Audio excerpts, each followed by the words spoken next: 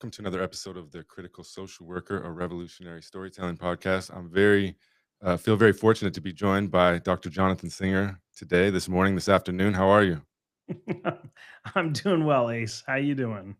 I'm doing good. I can't complain. Lots of good things going. Where are you joining us from today? So I'm coming from Evanston, Illinois, right outside of Chicago. Okay, Evanston, Illinois. Well, I'm all the way on the northeast shore of the Big Island in Hawaii, in a little sleepy town called Honeka'a. So one of the cool things about the modern world is we may be disconnected in some ways, but people like Dr. Singer and I are able to connect, pretty much halfway across the world. It is amazing. It is truly a gift. And I remember I think it was Arthur C. Clarke or one of those folks like in 1960 did this movie about sort of tomorrow.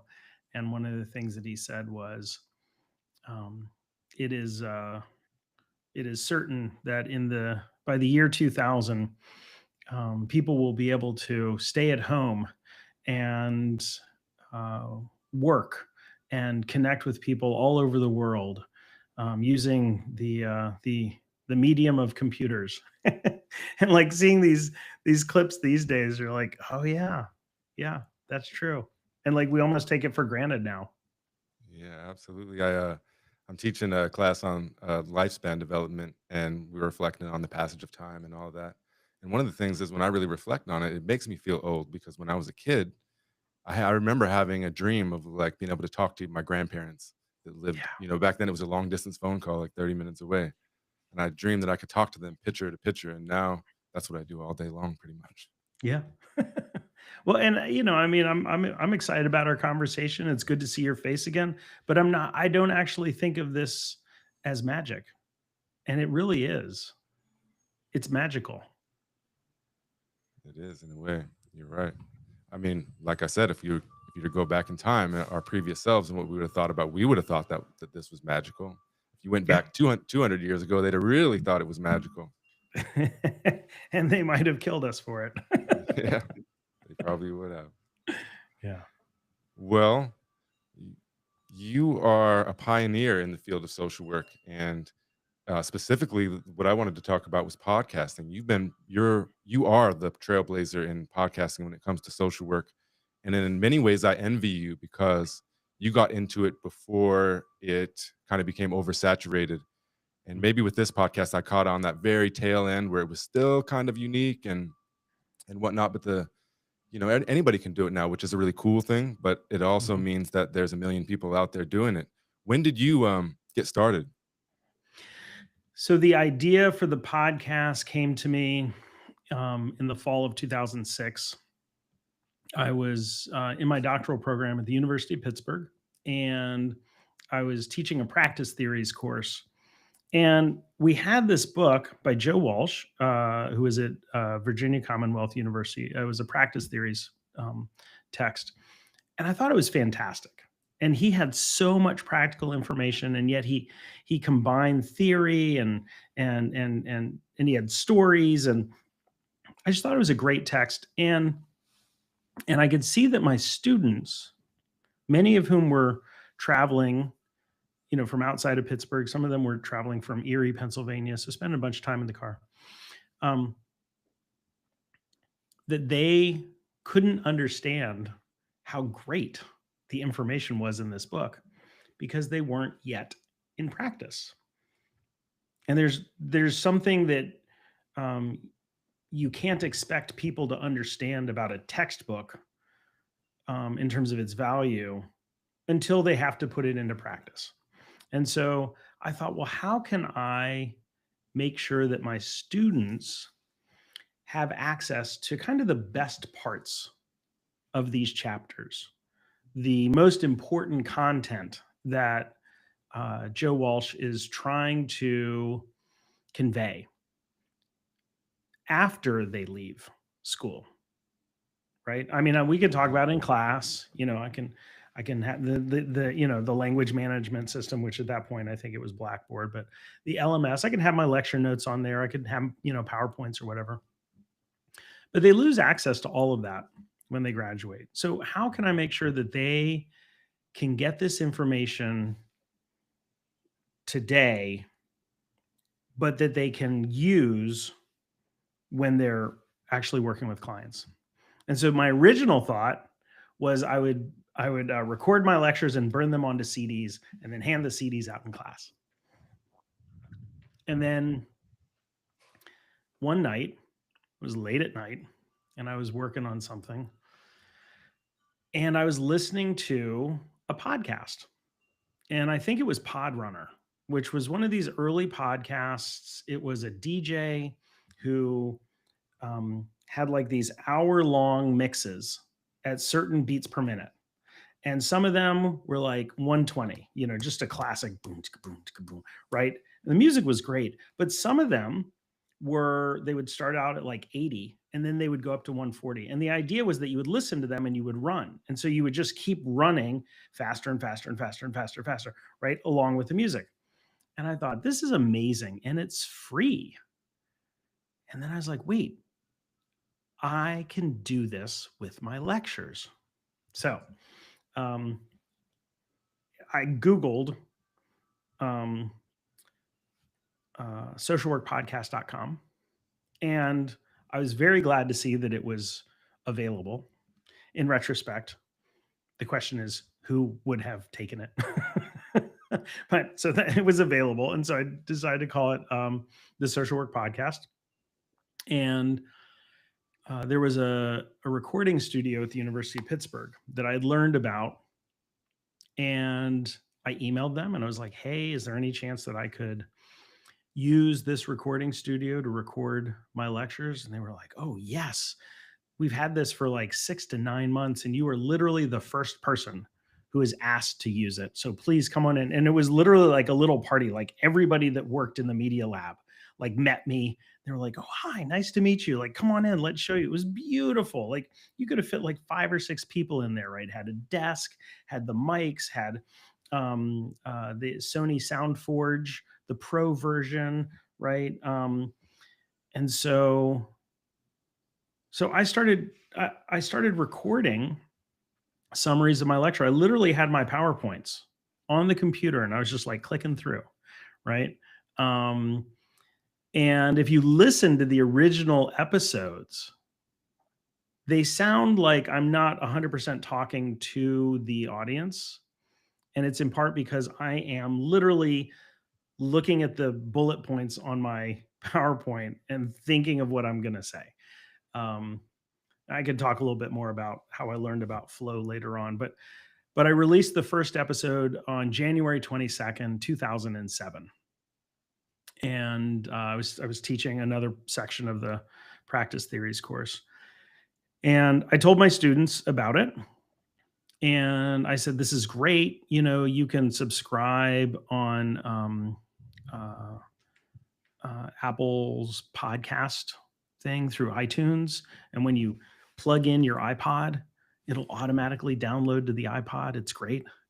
And at the end of the semester, I looked at the stats and I saw that there had been over 3,000 visitors to the website, which was a blogger site, because I didn't want to create its own website. And that the episodes had been downloaded thousands of times.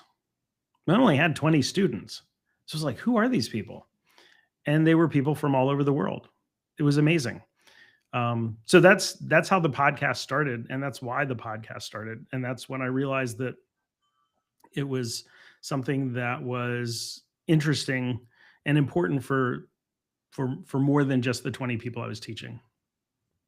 Yeah, it's interesting the commonalities that we had, because the podcast that I started, the same thing. I'm in class and I'm thinking, how can I do something different? And I'd come from a little bit of a background in radio beforehand, and so you made me laugh when you said you were reading the bullet points, and it was kind of a little bit off because I wouldn't even go watch my first ones, I don't think.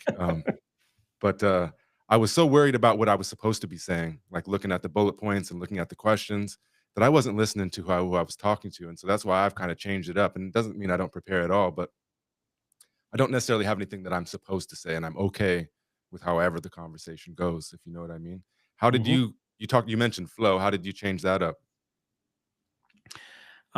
So, like yourself, I had some background in radio when I was in college. I went through the training. I was a DJ at the college radio station, which was the public radio for the town that it was in. I went to Earlham College, and so it was Richmond, Indiana. Richmond's public radio, 91.5 WECI. And so I had some radio background. I'm also a drummer. I'd spent time in the studio recording albums, and so I had some idea about music software. Um, and then I had done web design in the mid '90s when the internet was brand new, and so like those three things came together in terms of creating the podcast as a thing. In terms of the flow, what happened was that I listened back to those first episodes, and I realized that I was saying and like there was a lot of me thinking, and I don't have a problem with people thinking in real time. But I thought that if somebody was going to listen to this and maybe listen to it again, which was my hope, and then possibly that somebody else would use it for a class, Mhm. that there would be benefit in it not sounding so, I don't really know what I'm saying here, and more like, so this is what I'm saying. I'm going to share this information. I'm going to talk about this. This is this. It's concise. Here you have the information that you need. And so I did some editing. Um, and then what I realized was that I was spending a lot of time editing what I was saying to make it sound like I wanted it to say. And the act of listening to myself and hearing what I didn't like that I was saying or how I was saying it and how I was editing things out, in a sense, trained me to be able to do that better in real time. And I later realized there was a lot of parallels to that with the experience of recording yourself doing therapy and listening to that. And maybe you do a transcript, maybe it's a process recording, but there's a process of listening and hearing and really hearing what worked and didn't work. And so that was part of how I improved my flow. One of the other things that I did was that I realized that I was using my clinical skills, my verbal following. So I was doing a lot of ooh, yeah. And I found that so annoying. To this day, I listen to podcasts, and when people are always interrupting each other, being, oh, uh-huh. And for a long time, I didn't understand why I found that so annoying. But what I did was I stopped doing the verbal following. I did what you're doing, which is, I did some nodding, some facial expressions. Sometimes I would tell my guests, this is what I'm going to do in advance so that I'm listening. But what I realized was that when my guest was talking, if I was interviewing somebody and my guest was talking, and I said, "Oh, that's so interesting," or "Ah," what I was doing is I was interrupting the experience of the listener and reminding the listener that they were listening in on somebody else's conversation. It temporarily interrupted the fantasy that this person is talking to you, which I think is one of the most powerful things about podcasting, is that it ends up being an audience of one. If I'm listening to somebody, right? You had Alan Detlaff on, right? If I'm listening to Alan talk about something, I know he's not talking to me, but if he's just talking, then I'm in that moment with him. Mhm. And then when you come in, even if I find what you're saying interesting, I'm now sitting back and listening to the two of you have a conversation. And it's different. So that's the other thing that I did for my flow is that I stopped doing the verbal following in my conversations when I was the podcast host because I wanted people to have that experience of just being in relationship with whoever my guest was. Yeah, right. A more intimate experience. And I've had episodes where I've had multiple people on, and I don't mean to talk crap or anything, but it is kind of annoying. And then also in the post transcript, when becomes really hard to edit, and sometimes I make myself sick by seeing how many times I say certain things like or or the one that gets me now is, and I don't even know where it came from, but and if I type in into my transcript, sometimes it says it's like 500 times or something. Yeah. And it doesn't add anything. Saying doesn't add anything. Oh, yeah, I know. I know. I feel you on that one. Well, how are you? How did you? I know you mentioned trying to put it on CD and all kinds of stuff like that, but how are you editing today? Has it evolved? Do you use different things? I'm on obviously here on Riverside, and I'm so busy. I would love to, because I'm kind of a nerd in that way. I would love to be able to have the time to sit down and meticulously go through every episode and edit them personally, but I just really don't have the time. I have episodes stacked up right now, and I have to use a lot of artificial intelligence, to be honest with you, which I'm very ambivalent on how I feel about artificial intelligence, but I have to Yeah. rely on it to give me a show notes and things like that. Yeah, yeah. So you're saying that you use AI after you have the transcript, or you put the audio in and you ask it to create um, show notes and things like that. I don't know how Riverside works in that sense. If it's sort of embedded in the model. Yeah, so Riverside, it will produce a transcript for me, and it's evolved itself over time. At this point, you can just click on the recording that you did, or on an edited recording, and it will give you show notes, which basically includes keywords, a very short summary, chapters. The chapters is very helpful for me, and it gives me the Mm, chapters and things like that. And sometimes, depending on the time that I have, I'll either paste that into a document and edit it myself, or sometimes if I'm in a real rush, I'll tell ChatGPT what I want to do with it and put in the links that I've already got and all that stuff. But yeah, so post recording, I use it a lot. I should say I use it the most for summarizing the content, putting together some kind of show notes or a description. yeah. I mean, I think that AI is actually really good for that. So I have um, I I if I'm doing a remote thing, I will use Zoom and I'll just record, over Zoom, and Zoom will give me a transcript if I'm recording to the cloud, but I like to record to the computer because then what it does is it separates the audio tracks Mhm. so that I can address that. Now, most of the time I do my interviews and I don't do video. I will do them in person at a conference. And so I will have my live microphone and I'll do this. And what I found is fantastic. Notebook LM, the free version, you can upload an MP3 and ask it to transcribe it, and it'll do it. And so that actually has been a game changer. Now, I used to pay for transcripts, um, and it was going really well. And then I made the mistake of um, telling the person that I'd been working with for a couple of years, um, "Hey, if I give you this sort of lump sum, can you transcribe, the next 5 episodes or whatever?" Mhm. And they were like, "Sure." And then they ghosted me. So I was out the money, I was out the transcripts, and what I started to do was I started to ask the listeners if they would be interested in donating their time to transcribe the audio. And what I found was that people were loving that. I got so many offers from people that I couldn't take everybody up on it.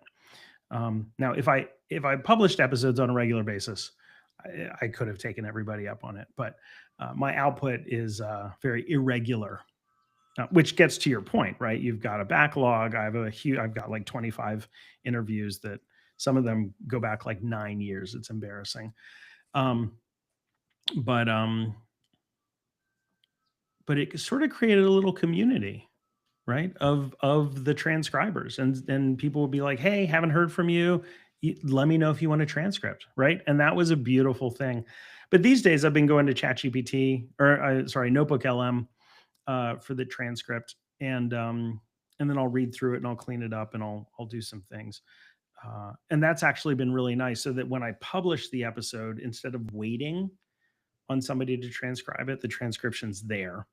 And I think that that's a really nice service, because it means that it's immediately ADA compliant, in terms of having text and audio. And recently, I've done some episodes, um, like I did a 3-part series with Bruce Thayer about research, and he used a lot of terms, right? And then I published an episode with Jim Marley on neurobiology. Again, lots of terms. And then Terry Northcutt, who was talking about psychodynamic theory. And she, would say things like, well, the average expectable environment. I'm like, what is that? Right. So I've also used AI to create glossaries, Mhm. right? So that's available for people. Um, and and I think that AI is great for that sort of thing, because you're not asking it to interpret. You're not asking it to synthesize. You're not asking it to do something other than go in there, find the word, and say how the guest defined it, which, these large language models are really good at doing.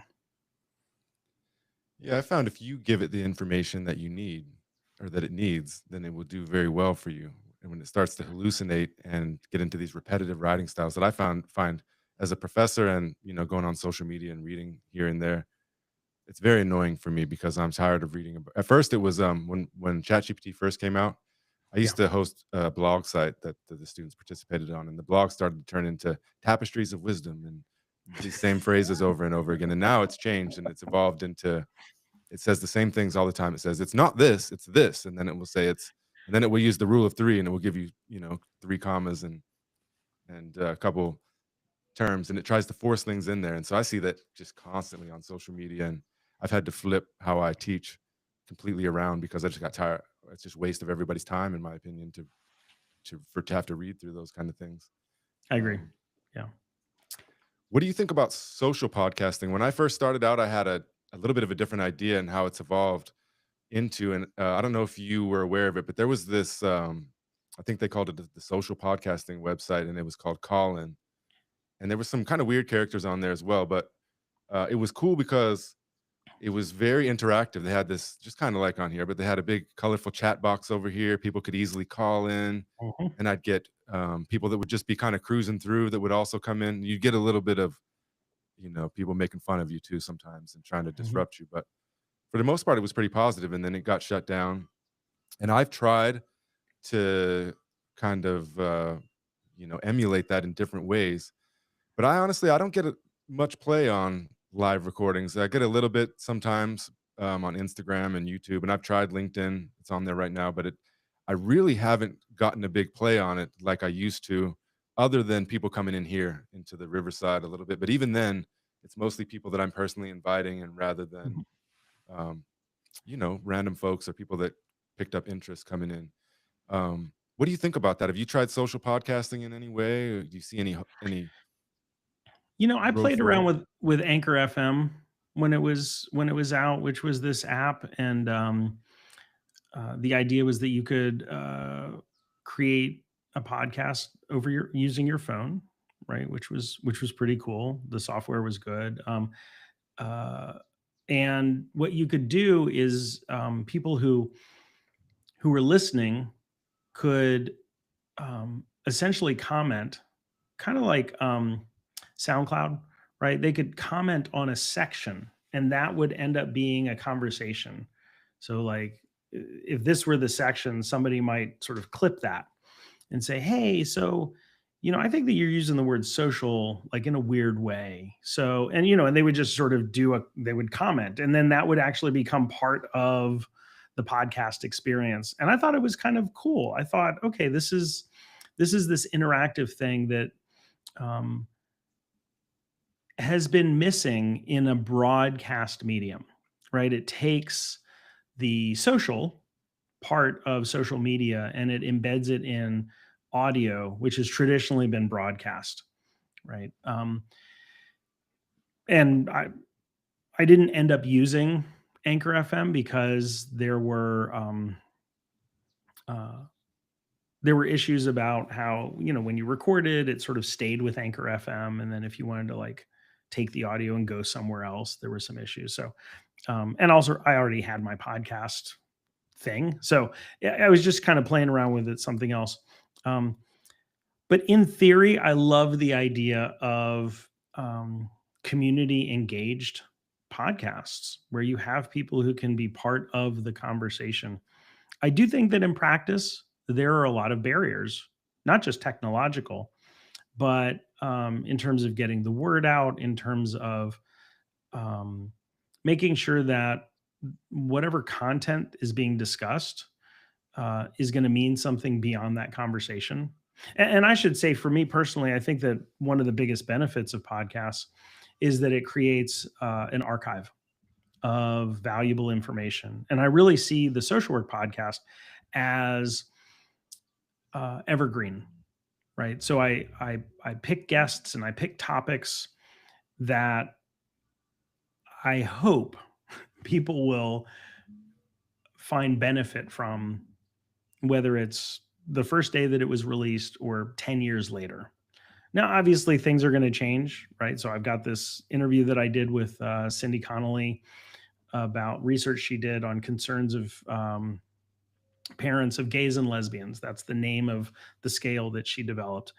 Um, and Cindy's a queer woman who sort of was doing research about her lived experience, and um, but listening back to that episode from, I don't know, 2009 or whenever we did it, it's very dated. Like the language is dated, some of the concepts are dated. So I understand not everything will stay relevant or stay listenable forever, but to the extent that it can, that's what I'm going for. And so I think that when you have a social podcast, when you have people in the studio, um, that you don't know what they're going to say, there's no community to speak of, right? Where you've already sort of had shared, where there's an agreement about like norms and expectations and things like that. That can be tough for creating something with any kind of lasting power, unless you want to spend a lot of time editing. Hmm. Yeah. And I agree with you that the social aspect of it, having people in the studio, it just brings a different dynamic when folks are contributing, and they have a different take, a different perspective, push us in a different direction. Some of the best episodes I've recorded have been where somebody asked a question and we ended up going down a different road. Um, so Dr. Singer and I met at maybe on the phone before Zoom or something, but then we met at the NASW conference in Chicago, and you wrote an article here. I was going to share that actually. Let's see here. All right here, called "Social Workers and Social Media," and it was partly based on our experience there. Jonathan was speaking at the conference and generously invited three of us to join him on a panel towards the end of it. And you did a live poll there.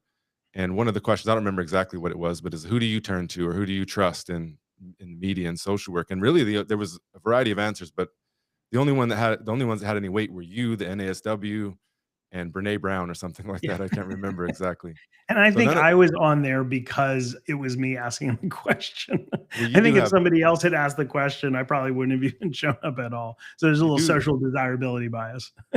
you do have the social work podcast, though. So I mean, That is true. and you've been around. People are familiar with you. When I brought up your name to a few people, and people know who you are. Um, but I think it didn't surprise me. I mean, I don't expect. I've been in Alaska and Hawaii and everything, and I don't expect everybody to be following me or anything like that. But it is surprising a little bit that social workers don't have anybody amongst their own milieu or whatever that they're trusting. And if you look a little closer, there are quite a few people that are putting out pretty good work. Which we talked about in there. So, what do you think about all that? How can people get more? I guess we mentioned it's oversaturated. How can people get noticed, and how can we get social workers to rely on each other a little bit more often? So I think there are a couple of things.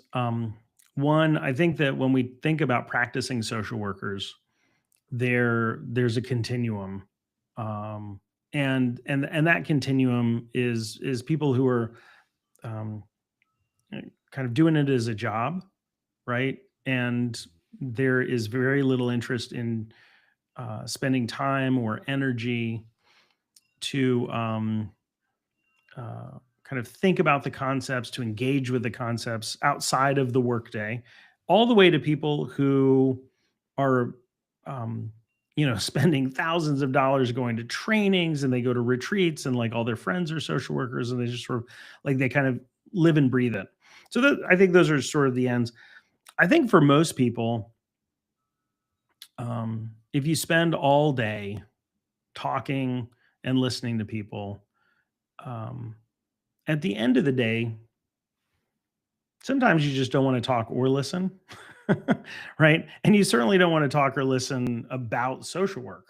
Now, it doesn't mean you don't want to go hang out with social workers to be able to let off steam. I think there's a huge benefit to that. But I think that, um, uh, the social work related podcasts that I've heard, they, for the most part, dig into serious topics, right? So, they're talking about, topics that I think people should be thinking about. They talk about abolition. They talk about defunding the police. They talk about white supremacy. They talk about the family carceral system. About um, uh, uh, you know eh, a, a whole bunch of things, right? Not just sort of like big macro issues, but um, and I think at the end of the day, probably most social workers, if they're engaging in any sort of self care, are less likely to turn to those podcasts as kind of their go to. So, one way of interpreting the results or the findings from that poll is that um, the people that social workers are turning to for podcasting, it's okay that they're not turning to social workers because they're turning to somebody else, right? Um, the flip side of that is maybe social workers are not talking about what I think of as probably the most important and interesting things on our planet in a way that's interesting and engaging to others. And that includes social workers. And if that's the case, that's really on the podcasters.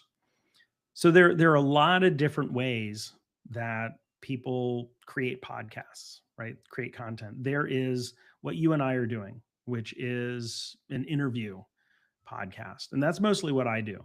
Um, every once in a while, I will do kind of a lecture style podcast where it's just me talking about an issue.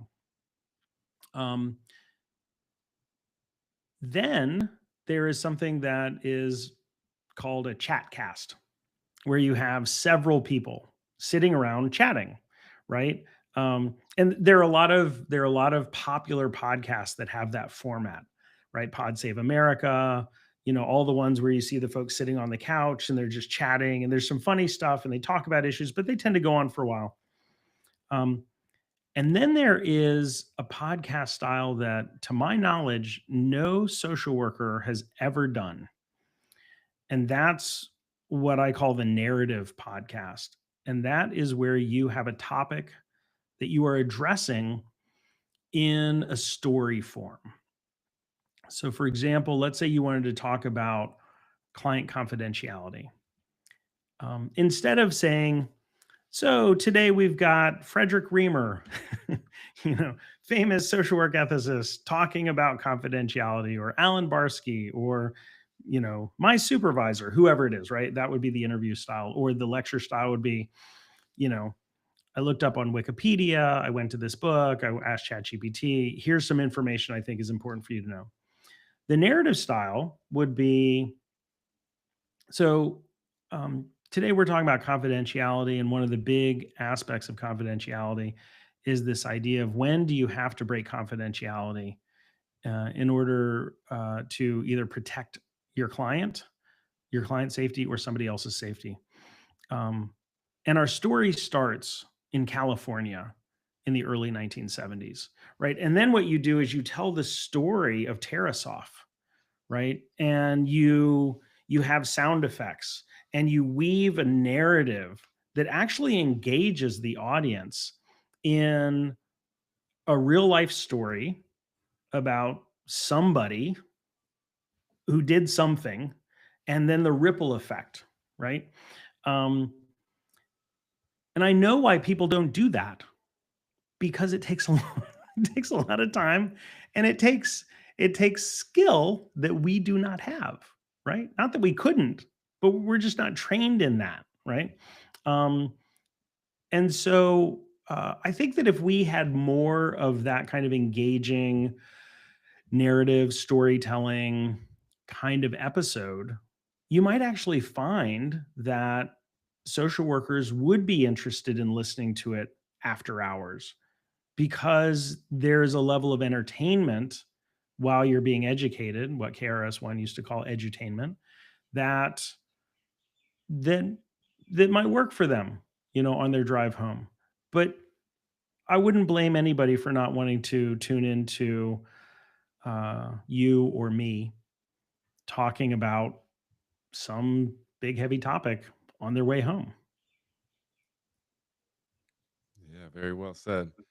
Um, I do think like what you mentioned about archives is important. I think when I was going through undergraduate and my master's degree, like early 2010s, 2015 to 2015, when I'd look on YouTube for certain subjects, to help me study or something, it was very, very thin.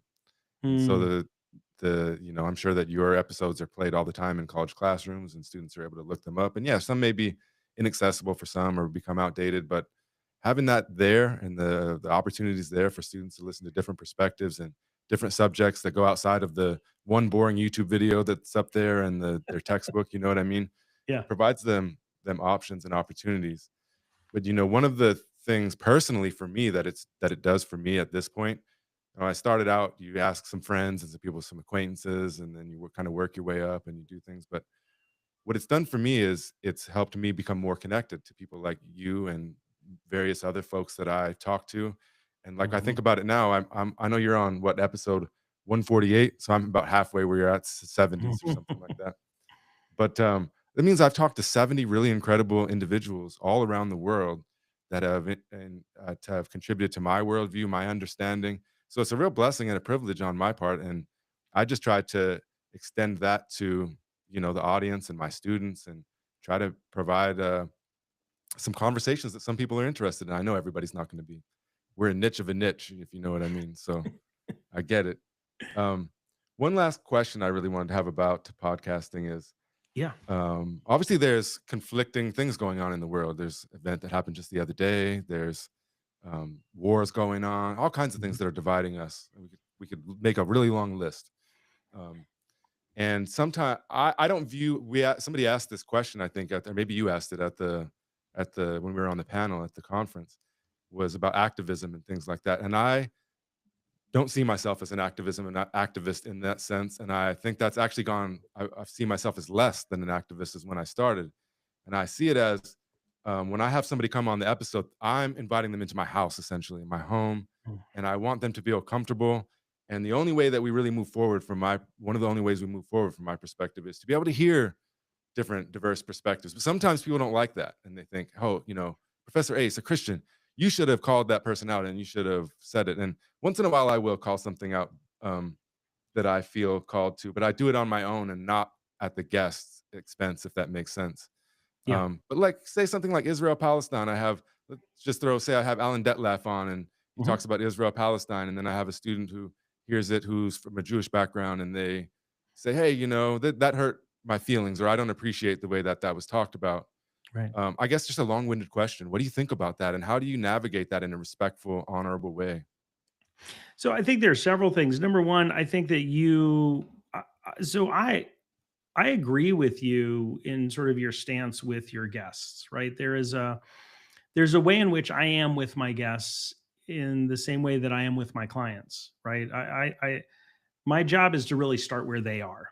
They're the ones that I've invited on. They have a perspective. Um, I uh, I like to know something about what they're talking about.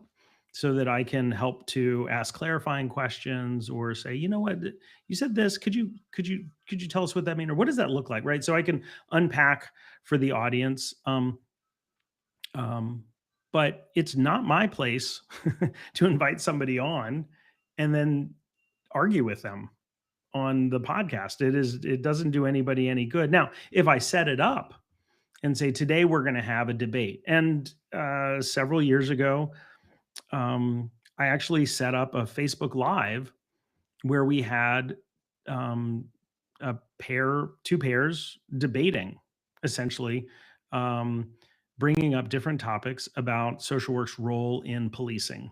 And Alan Detlaf was one of those folks, and um, Charles Lewis and Terry Mizrahi and Laura Abrams, and they were sharing their perspectives about whether or not social work could be involved in policing, right? Um, and this was in the context was this was post George Floyd, um, and it was an important conversation, but it was set up to be a debate. And these were folks who had written on it, they thought about it. This was it was a very I thought it was I felt very grateful to be listening to it and being part of the debate. Um, Now, the other part that you brought up was, what is it like for people listening to an episode? And I think that is essential for podcasters to consider. And so um, there are a lot of different ways that I think that we as podcasters can go about this, and they can fall on a continuum of kind of co-creation to not co-creation. I don't know what the other word would be. We write about this a little bit in the co-edited text that I did with Mim Fox this year, 2025, called "Podcasting and Social Work Education." Um, and the idea is that as the podcaster, we have a lot of power in the same way that as professors, we have power in the classroom, and as the social workers in a professional context, we have power. And so, what does it mean to co-construct or co-create a podcast? And so, if you have a guest that is saying something that um, either you disagree with or is going to be controversial. Maybe you know something about your listeners, and you will imagine that content will kind of rile them up, or be traumatizing in some way. Um, I think that there is a question that the podcaster has to come to terms with. This is sort of an ethical question. To what extent do I prepare the listener for what they are about to hear? And that can happen in the intro, which you and I, we both record our intros afterwards. And there's an old saying, right? That the best uh, the best format for a lecture is, right. You tell them what you're going to tell them, you tell them, and then you tell them what you told them, right? So I think that if in a situation like let's say you and I talk about Israel Palestine, and I say something that is incredibly uh, offensive and disregarding of Palestinians, for example, you might decide, okay, in the beginning, I want to prep my listeners that this topic is going to come up. Um, in the moment, I don't know that you have a responsibility to represent the other side or the perspective of anybody else listening. And the decision whether or not to represent your personal perspective, that's where the ethics comes in, right? Are you being authentically you in your conversation if you are holding back? Now, as social workers in our work with clients, I hold back all the time because it's not actually about me, right? So that's one answer, right? That is sort of the ethical answer, um, or that is one of the ethical answers. The other version of that is by not responding or by not pushing back, then you might lose the opportunity for deeper insight, or you set up a space where it sounds like um, there is tacit agreement with something that perhaps is harmful or inconsistent with social work values. So um, I don't know if that answers your question. I kind of forgot what, what the original question was, but that's where my brain went with it. Yeah, no, you're absolutely good. I appreciate it. I appreciate the insight. We have a couple questions that popped up in about podcasts real quick. David and Casey both want to know any other podcasts that you recommend, social work podcasts. Yeah. So let me just say that I think one of the things about social work podcasts is that, um, as you know, Ace, podcasting takes a lot of time and energy, and it is a side project for everybody that I know that does podcasts as a social worker. And so um, there are a lot of podcasts that have started and then stopped, and some of them are still available, some of them are not. Um, I uh, I really enjoyed a lot of episodes of the Melanated Social Work podcast. So, for example, like one of the episodes, they had Adrienne Marie Brown, uh, who is, I think, a phenomenal writer, and the interview was really interesting, right? So they've had some guests like that. They also really unpacked a bunch of issues around racism and within social work education, social work practice, kind of the field. Was great. Shimon Cohen has the Doing the Work podcast that I really enjoy, and I think that um, I think he was one of the first to really kind of lean into what I would say is the kind of the abolitionist framework or sort of perspective in social work. Um, uh, in terms of a podcast, and so he had a lot of guests that addressed um, issues such as well, Alan Detlaf was on there. You had other folks talking about um, sort of anti-black racism. You had Kristen Brock Petrocius talking about deep canvassing around issues of racism, but sort of as a sort of addressing it as a white person who was going in and having conversations that change minds. I should say this was part of her dissertation work, and she's published her dissertation. The effects are amazing for this kind of work, which again I think is really cool. My co-author, my co-editor for the book, Mim Fox, she has the Social Work Stories podcast, which is a fascinating framework where she and her um, co-host would have social workers come on and anonymously tell stories about their experiences, and then Mim and Liz would kind of process the stories and sort of deconstruct or unpack them and raise all sorts of issues. So again, very different podcasts. So those are some of the ones that I would recommend checking out. The Melanated Social Work podcast is no longer being produced. I think it's still available. Social Work Stories is still out there. Uh, I don't think Shimon has published a new episode of Doing the Work recently, but it's still live, if that makes sense. And I think that the intent is for him to continue to do it. So Yeah, great options for everyone. I think um, there's several more out there. If you Google social work podcast or you go to the whatever podcasting network, and also just check out the future episodes of this for the rest of the season. There's a couple really good podcasters that have a completely different take than either Jonathan or I on podcasting and whatnot. And I've had other people reach out to me for the spring, so they'll be oncoming. So if you stay tuned on here, you'll be introduced to some more podcasters. I will also say that Melanie Sage had a Google Sheets for a long time that was being updated with social work related podcasts. I don't know if it's still active, but that would be something else to look up um, as a resource. Absolutely.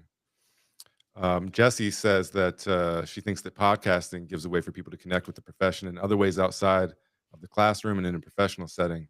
Are there any particular memorable interviews for you on your podcast, and what were they? And I'll put your I'm going to put the link to your podcast again if people want to go check it out. Yeah. Well, similar to what Ace said, uh, uh, who was it? Jesse asked the Jessie. question. Yeah. So Jesse, similar to what Ace said, I one of the big gifts of doing the podcast is that I feel like I have expanded my network, met amazing people. I have learned so much from from being part of these interviews. And in part, it's because I do edit my interviews, and so I end up listening to each interview multiple times before it goes live, and so it just sort of seeps in. But um, I talked with Barbara Jones, who at the time was a professor at University of Texas at Austin. Currently, she's the dean at Boston University School of Social Work, and she was talking about pediatric oncology social work. And she told some stories that were really intense, but she said something that I had not realized.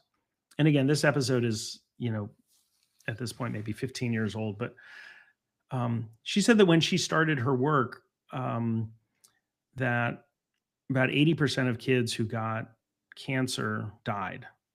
But at the time of the podcast, she said um, only 20% died.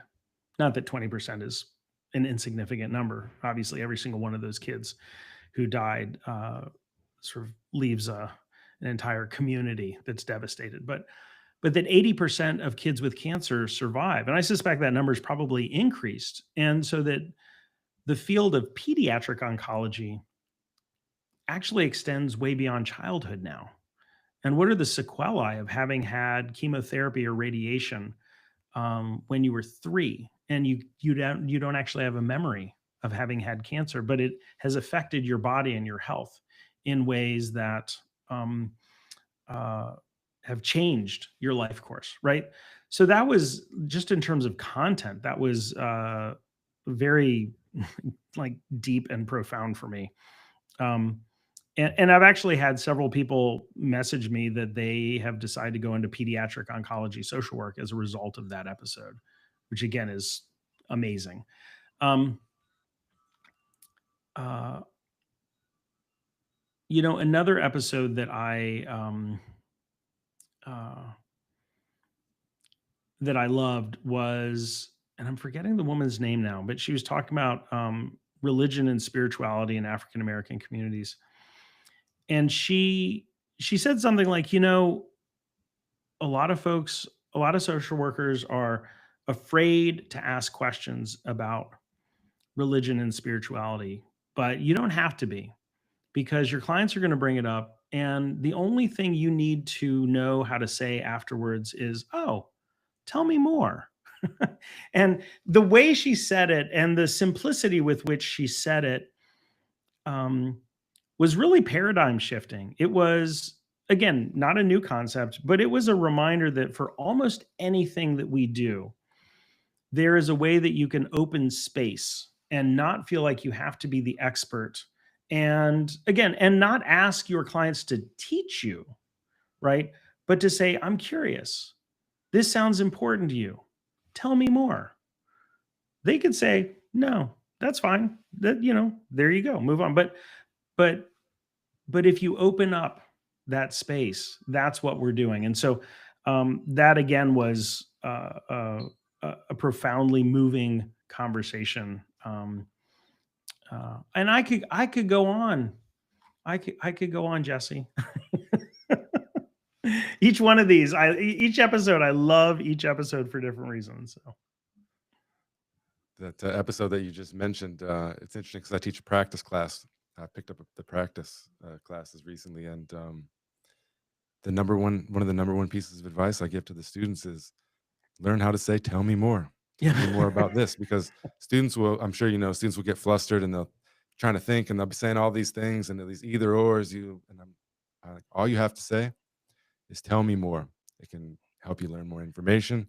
If you don't know what to say or what to ask, you can have some time to gather your thoughts and listen to some more information. Some of the most profound lessons in social work are the most simple ones. That tell me Mhm. more is vital and important. It is. Well, we've been talking about podcasting for a long time, but I don't feel like we have gotten a chance to know you yet, Dr. Singer.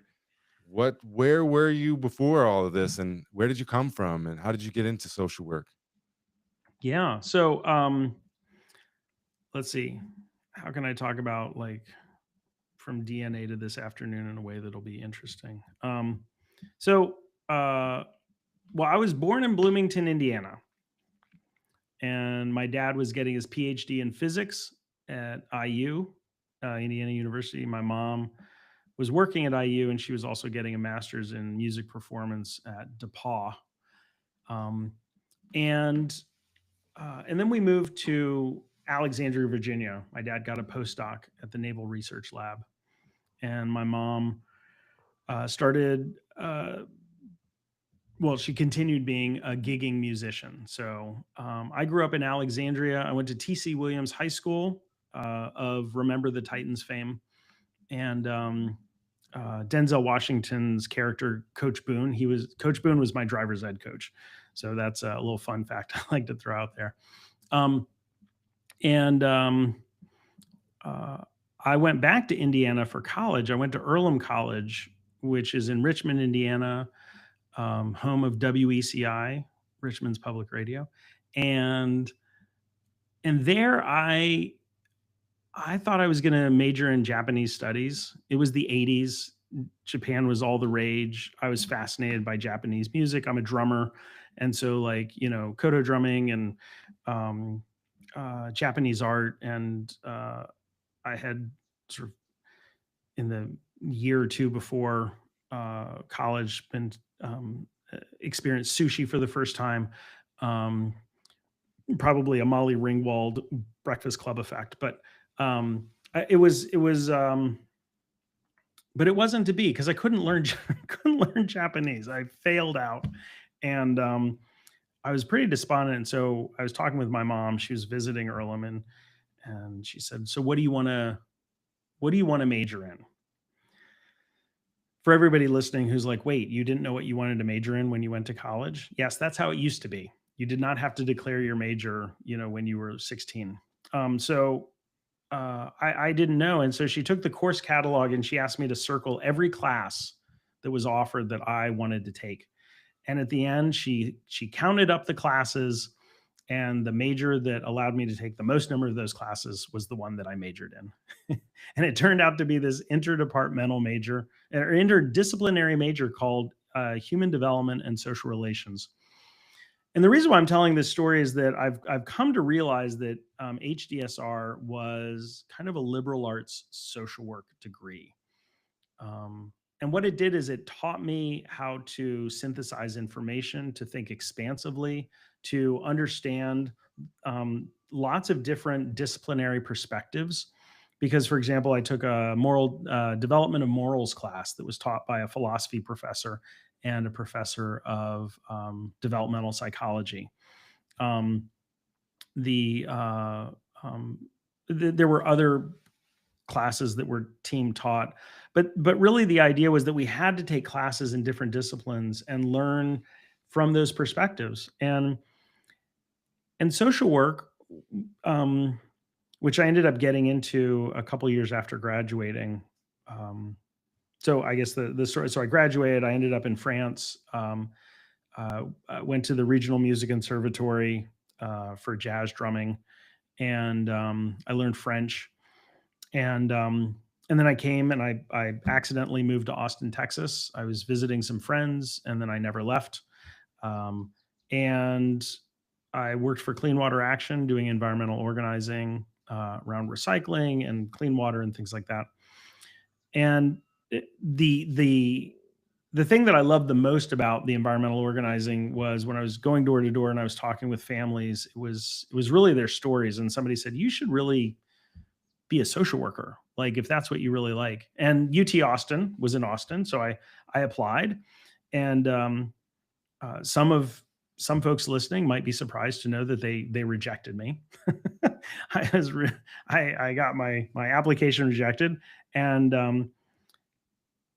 and I told my mom, I was like, I was rejected, but it's okay. I'm going to reapply. And she said, "Why did you get rejected?" I said, "I don't know." And she said, "So you're going to reapply to a program that rejected you without knowing why they rejected you?" I said, "Well, when you put it that way, it doesn't sound like the best strategy, but I don't know. Like, they didn't send me a letter saying we rejected you for this reason and that reason, et cetera, et cetera." And she said, "Well, they're not going to put it in a letter. Go make an appointment with them." I was like, "What?" And so this is where um, having somebody who knows how the system works is really valuable.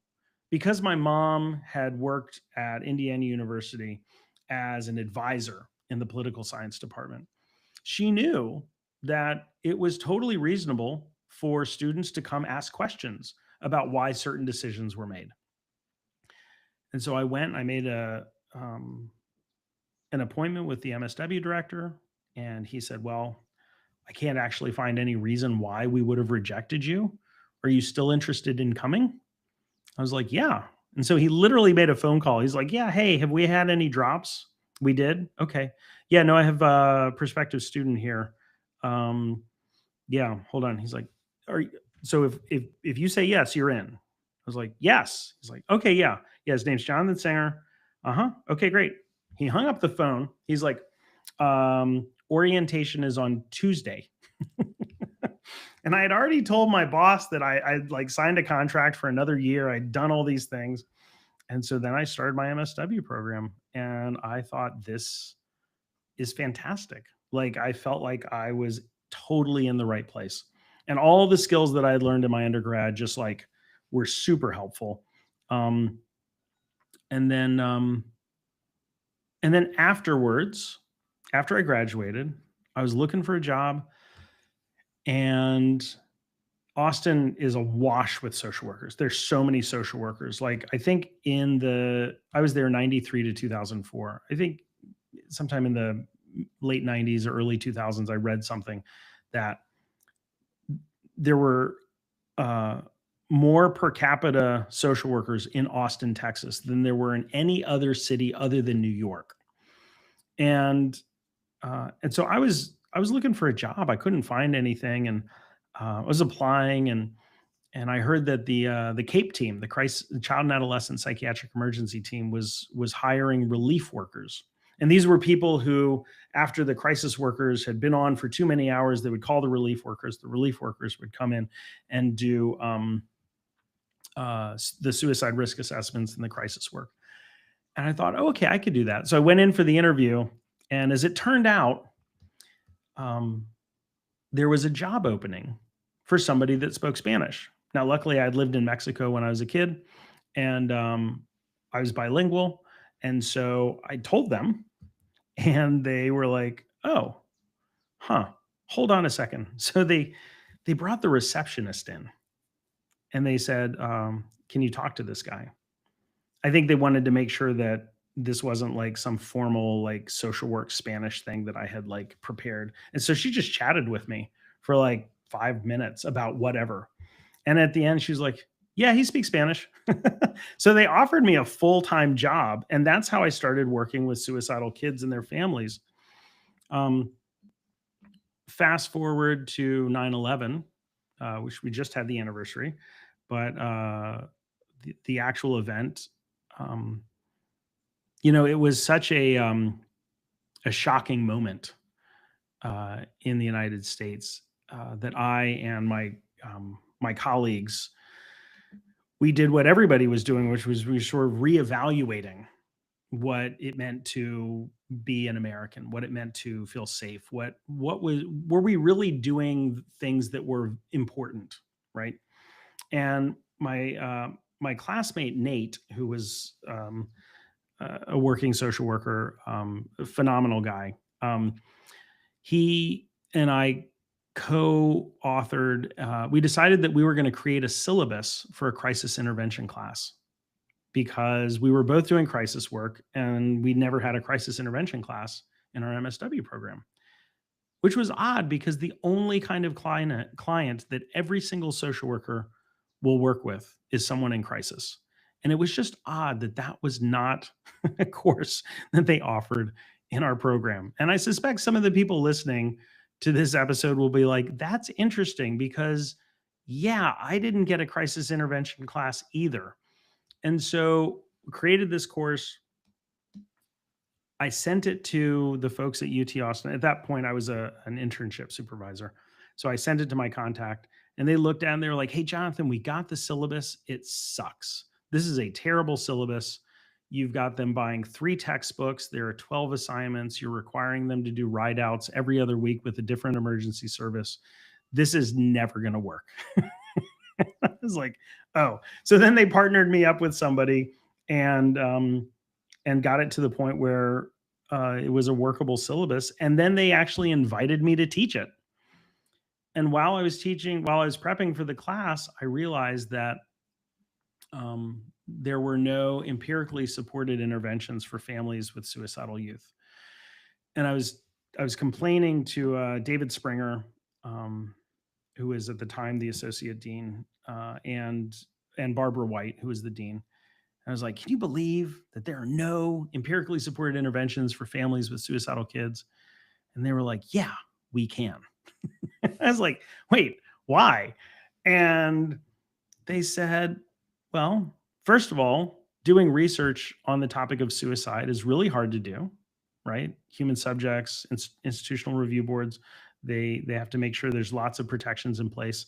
And when your participants are by definition at risk for dying, there are a lot of protections. So that's a tough thing to do. Second of all, children are a protected population, also tough. And the third thing is doing research with families is tough because how do you measure change, right? And so then Dean White said, "But Jonathan, don't you do family therapy with suicidal kids?" I was like, "I do." She's like, "So why don't you be the one to make an empirically supported intervention?" And I was like, wait a minute, me? How would I do that? And she said, well, go get a PhD and learn to be a researcher. I was like, oh, I don't want to get a PhD. Like, that sounds terrible. But one thing led to the next. And I decided to go back for my PhD. So 2004, I started at the University of Pittsburgh. And then 2006, started thinking about the podcast. 2007, and then 2008, I started my job at Temple University. 2015, I moved to Loyola, and 10 years later, here we are. Well, it's an incredible story. And it's funny. I think that if you ask many people that have gotten into social work how they got into it, it's, some people knew that that's what they wanted to do, but a lot of folks say that social work kind of chose them, which sounds that way with you as well. Um, Yeah. Sometimes it grabs a hold of us and doesn't let us go. That's exactly right. Yeah. Yeah. I was wondering, Charlie just put a comment in there. I was wondering if Charlie was in here, what you were talking about. Charlie he was a social work student of mine, but he kind of became disillusioned with it a little bit. And he got one of those interdisciplinary degrees that I served on where he went into emergency management and social work and kind of combined those together. But Charlie says, I'm so glad to hear that you not only noticed the gap of crisis management, but did something about it. It's such an important area to focus on in both social work and in social work and education, or sorry, in social work education, both when working with clients and when supporting your coworkers and place of work throughout crisis situations. Yeah. I also think, Charlie, you might want to listen to Dr. Singer's story and look out how you can get that PhD and put some of that stuff together. I think you'd be perfect. There you go. Well, I will say uh, so Charlie, the idea of crisis work is still one of these things that is under researched in social work. And this book, this is the Crisis Intervention Handbook. This is the fifth edition. Um, and it is still one of the few texts that is social work specific and addresses crisis. So, if you have any interest in trying to answer some questions about, how can we do better with crisis services, or how can we make sure that crisis services are working for folks in crisis, or what are some different ways that we can think of crisis services for different issues, there is just a ton of research that needs to be done in that area, and learning how to do it, like learning the methods, and then answering the questions, is something that uh, will have enormous payout for the profession. So if you're interested, I'd be happy to talk to you about it. But talk to Professor Ace, talk to anybody else. I think getting a PhD in anything having to do with crisis work and social work is invaluable. There you go, Charlie. There's your seed. I think it's germinating in there for you. But yeah, Charlie, reach out to me, or Dr. Singer, or both of us. He'll be visiting out here actually in a couple of months, so we can talk about it then. Let's talk about suicide for a little bit. I have not that much experience working with suicide. However, a while back, I don't know, 15 years ago or something, I got recruited to be a applied suicide intervention skills training, I think assist. I'm not even sure if it's still around. It probably is. Oh yeah, Um, it's one of the best. yeah, and so I went around and I was training people up in the North Slope in Alaska, so up on the Arctic Ocean, and we were holding assist trainings. And one of the interesting things for me that I learned about, I think, it's funny when you look back on certain things and like you didn't even know what a vocabulary word it was or something. And I remember the word ambivalence. It was new to me Mm, when I went through that assist. Ambivalence, what does that mean? yeah. Use it now with like double-sided reflections and all that. But ambivalence, learning that, when you're talking to somebody that you think may be thinking about suicide, it can be uncomfortable. You think, well, I don't want to ask them that because they're going to be offended, or what if I'm wrong, Hmm. and this or that. But one of the things that I learned in there was that doesn't the research actually show that folks that are thinking about suicide want you to ask them, and they would prefer that you don't beat around the bush and that you talk to them about it. Curious your thoughts on that, and also just what the intervention that you were talking about in your dissertation. Yeah. So 100%. So ambivalence, which I, I had the wrong definition until I started working in the field of suicide prevention. So I always thought of ambivalence as I'm not interested in that, right? But actually, ambivalence means that in the world of suicide, that part of you wants to live and part of you wants to die, right? There's this ambivalence about life, right? It's there's this duality, um, and uh, and that's one of the concepts that I think is so important for people to understand in the field of suicide prevention, and when talking with somebody who might be suicidal, is that if you're able to speak to the part of them that wants to die, to acknowledge that, to validate it, um, and at the same time honor and validate the part that wants to live, you're engaging the whole person, and that is a rare experience, because oftentimes people who are suicidal don't feel like they can talk about the part of them that thinks that this world is not for them, and so they hide that, or that if they do bring it up, it'll be shut down. And so, really, to hold space for that, um, in and of itself, can be therapeutic, and uh, and so I think that's really powerful. Now, your follow up question about the dissertation work that I did. It turns out I didn't do a dissertation on family based interventions for suicidal youth. That came afterwards. I ended up working with Guy Diamond, who was one of the co-developers of attachment-based family therapy. He was in Philadelphia. I was teaching at Temple University. We connected, and I worked with him on his NIMH-funded clinical trial of attachment-based family therapy compared to family-enhanced non-directive supportive therapy. And I learned from that experience that I did not want to be involved in clinical intervention research. Um, it it was quite the realization for me, because what I learned was that if you are the PI, the principal investigator of a clinical intervention trial, you cannot do the therapy.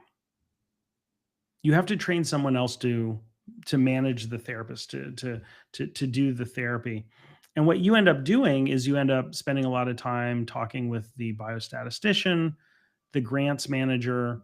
You end up managing your employees, who are the people doing the therapy. And I thought, you know what? I'm a clinician researcher. And I'm not saying Guy isn't. He absolutely is. He's a phenomenal therapist. He's made a brilliant contribution to the field. Um, but I just didn't want to do uh, the administrative work that it takes to run a clinical trial. Instead, where I found that my skills were more in dissemination and training. And so that's what I ended up doing around that. So um, uh, now I will also say that um, in addition to the family work, I ended up in Philadelphia meeting Terry Erbacher, who ended up being my co-author for the book Suicide in Schools. And this was a book that it was Terry's idea. She's a school psychologist, and she came to me one day and she said, "Hey, is there a book that provides school professionals with kind of off the shelf um, insights into how to work with kids who might be suicidal, who've attempted schools where a kid has died by suicide?" And I said, "No." And she's like, "Well, let's write one." So again, it was one of those moments, kind of like my conversation with David Springer and Barbara White, where um, they there was a gap. And instead of being like, I hope somebody does something about it, she's like, we should do it. And so we wrote this book called Suicide in Schools, that has ended up changing the trajectory of my career. And now I spend a lot of time training folks at the state level, at school districts, consulting with school districts um, around the issue of how do we think about uh, building whole school soup to nuts programs around both preventing suicide, but also making sure that the schools are places that kids want to go, where they feel affirmed, where who they are matters. Because we can't have a world that says that your life matters if we have a society that says that some lives are worth more than others. And so making sure that we are acknowledging how, high level politics and local community level issues are affecting the one-on-one work that school folks do. It's essential, particularly when the stakes are so high as to have somebody decide that they no longer want to be part of this world. Yeah. What are some of the ways that the educators and social workers and whatnot that are working with students, how can we feel them? How can we help them feel more included, more like they more included, more sense of belonging? You mean how can we help? How can educators help youth feel that? Yes, yes. Yeah. So so there are lots of ways. Some of them are kind of strictly educational or pedagogical, right?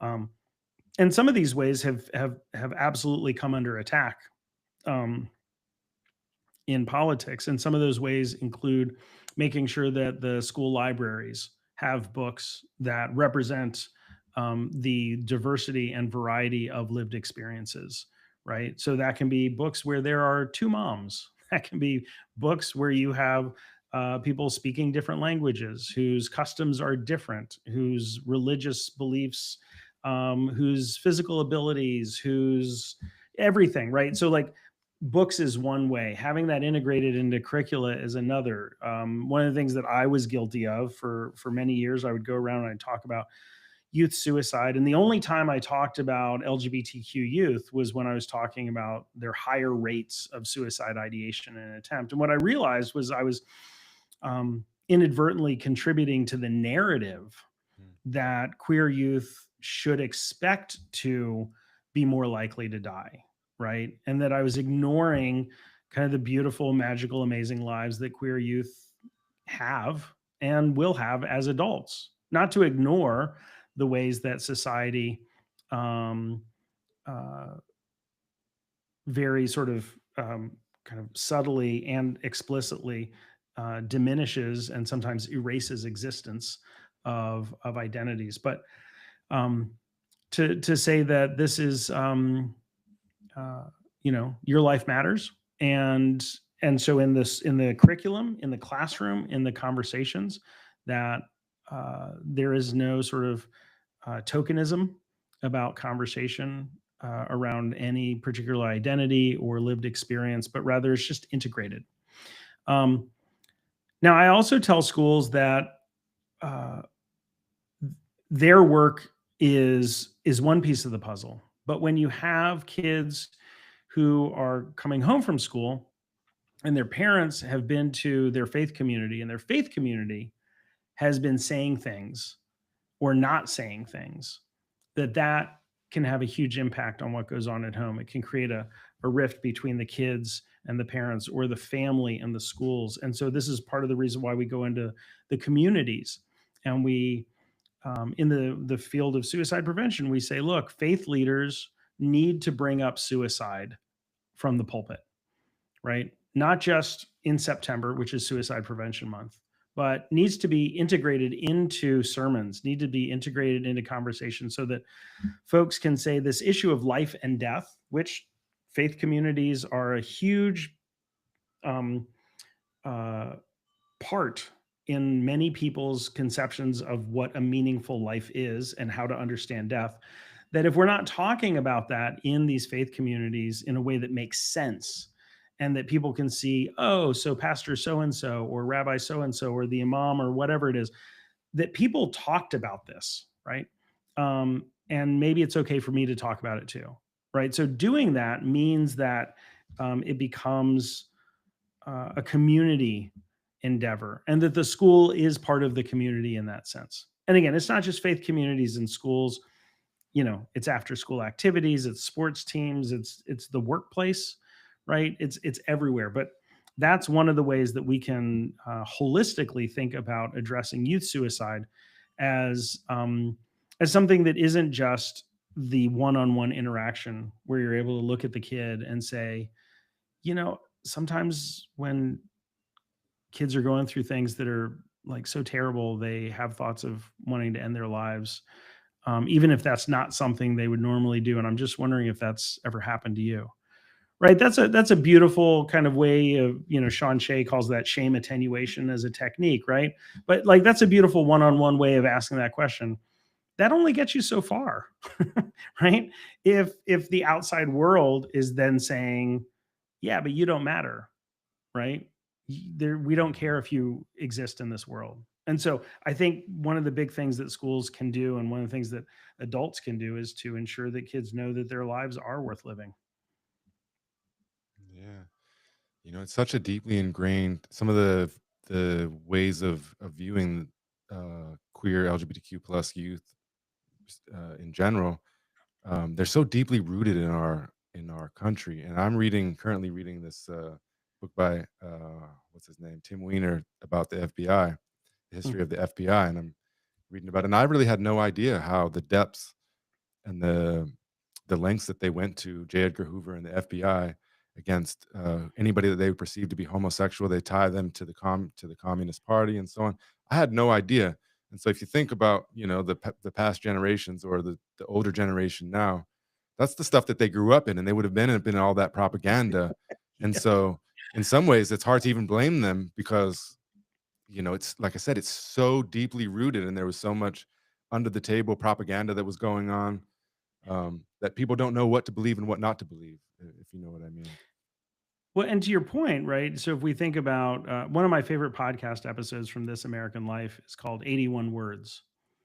and it's an episode about how what they called homosexuality was removed from the DSM as a psychiatric disorder. It tells the story of what led up to that. And, um, so if you think that until 1973, it was literally a psychiatric disorder on the same level as schizophrenia, major depressive disorder, pedophilia, homosexuality, right? Like that's what people grew up thinking. You couldn't be a psychiatrist if you were a homosexual. You couldn't be on the police force. You couldn't be a lawyer. There are all these things. That all the doors were closed to you, right? And so if you grew up in that era and you didn't question it, which most people didn't, um, then at that time it would be as if you were not questioning something today, right? Like we're going to look back. This is what I always tell my students. I'm like, if we're doing our job, you will look back on what you thought. Like in 40 years, you're going to look back on what you thought today, and you're going to think, man, how did I get it so wrong, right? How could I have thought that? How could I have held this bias? How could I have done this, right? Like if we're doing our job, that's what's going to happen. Um, but yeah, that was the water that the fish swam in, right? And so I think critiquing people and understanding, um, uh, the sort of the sins of the past is important. And I also think that having the context for understanding how and why um, folks believed what they believed is really important. So that book about the FBI and how it was embedded, about psychiatry, about so many other things, I think it's so important. Yeah, I could go off on this, but so I'm gonna stop though. All right.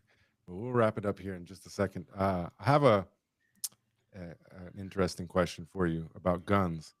It's a topic right now for various reasons. I saw you post some things about it. What do you know what the data shows about youth suicide and how often guns are play a role in that? Yeah, so for youth ages 12 and under, the most common method of suicide is hanging and suffocation. Starting at age 13 on, firearms are the most lethal means for the rest of lifespan. Um, uh, 55% of all suicide deaths are with a firearm, even though about 6% of suicide attempts are with a firearm. And the reason is because firearms are so lethal. Two-thirds of all firearm deaths are suicides, right? So when we think about access to lethal means, when we talk about firearms, um, oftentimes the conversation sort of revolves around homicide, right, and firearms, but actually, suicide is the most common death with a firearm by far.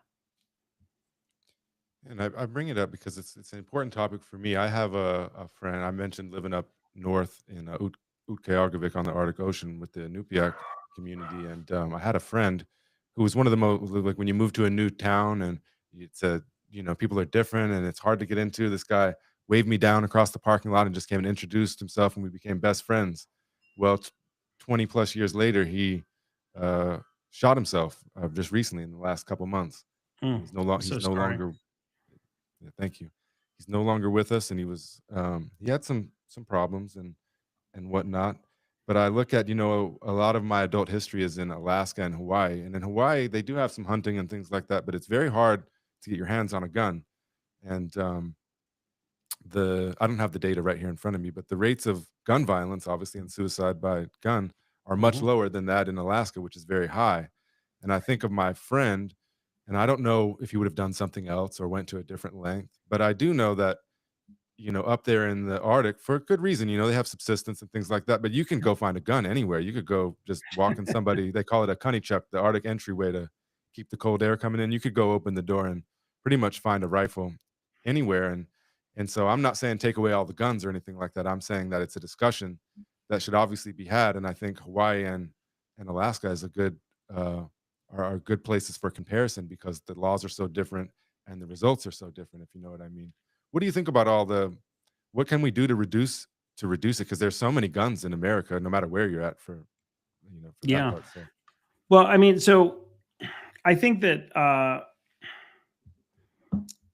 the uh, the research is pretty clear, and if you look at the work from Mike Anestis and some other folks, um, when you have state laws that slow the process down for getting firearms, so that means like waiting periods and background checks, um, that in and of itself reduces suicide deaths.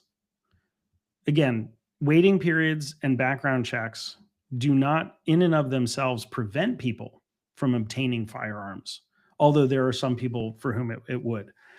But what it does is it buys time. And we know that in suicide prevention, time is an important intervention. That the more time there is between the impulse to end your life and the time that you can actually do it, it significantly decreases the likelihood that you're going to go through with it. And so, um, in the United States, I don't imagine a future where we will be able to um, ban guns like they've done in other countries. Right, Second Amendment would preclude that. Um, but if we can have state laws that say, you want a gun? That's fine. We'll do background check, 72-hour waiting period, week-long waiting period. Take a class, get a license. It's going to take you 3 months. That would significantly reduce the suicide by firearm rate. Um, Another thing that reduces it is if there is safe storage, because kids get access to their parents' guns, they get access to their neighbors' guns, and they kill themselves with those guns. Um, and when you have firearms being the leading cause of death by suicide for youth 13 and over, anything we can do to restrict access to guns. And again, 13 to 18, these are kids that can't have their own guns, right? These are somebody else's guns. And so there are things that we can do to restrict access that are life saving. yeah, I appreciate that. What do you think about one more quick question on that is what do you think about like culturally? It seems to me that part of that reason um, that we're so accepting of all the violence is because we become desensitized to it. You grow up all of your life seeing it on TV, movies. I think you can't see a naked person on whatever the main stations are these days, but you could sure Right. see a lot of violence. Well, yeah. And I mean, you go online and you can see, Charlie Kirk being, shot in the neck 1,000 times over. Um, I think that there's there's a headline that the Onion releases every time there's a firearm shooting. So I've seen it hundreds of times at this point, and it's basically the headline is something like um, "Can't do anything about this," says only country where this happens on a regular basis, right? And I think that the issue is that well, I think one of the issues is that we have um, uh, a conversation around that revolves around restricting freedom, right? But when you look at the legislation that's been passed around like red flag laws or emergency removal, right, of firearms, um, these are usually bipartisan because Republicans and Democrats alike have been able to get behind the idea that nobody wants somebody to use a firearm to end their life, right? There is no Second Amendment argument for a well armed militia can then kill itself. That just doesn't fly. Nobody's going to make that argument. So that doesn't fit. So I actually think that suicide prevention is actually the one um, topic that we can actually get some movement on in terms of firearm safety in this country because nobody wants it. Nobody wants suicide, even if they really want guns. Yeah, you're absolutely right about that, and it should bring us together as should other things. Well, Dr. Singer, it's been a pleasure, and I want to thank everyone in the audience as well. And I just want to thank you for your wisdom, for your time, for your experience, very generously shared with us today. I want to leave you with one question. Speaking to the name of the podcast, The Critical Social Worker, what does Yeah. social work need to do better? Where would you, if you could imagine it in the future, what would be different about it that would improve it upon where we're at today? Mm. Oh man.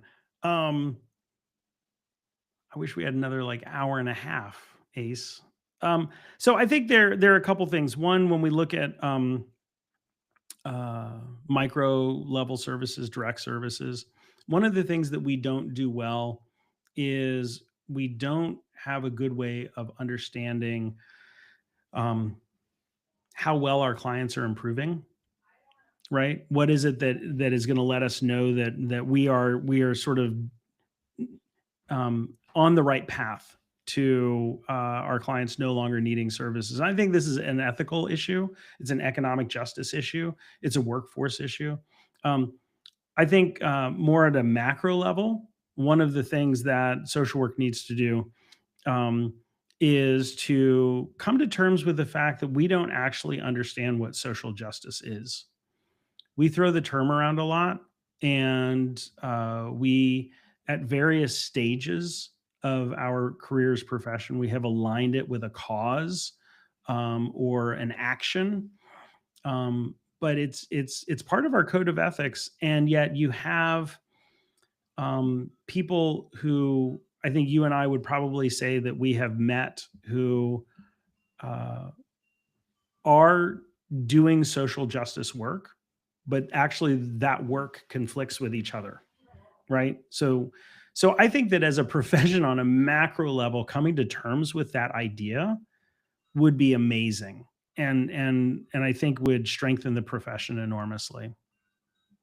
Yeah. I appreciate it, Dr. Singer. Jonathan, it's been a pleasure. Again, thank you very much for generously giving us your time and your wisdom and your experience today. I really, really appreciate it. And it's been a pleasure getting to know you.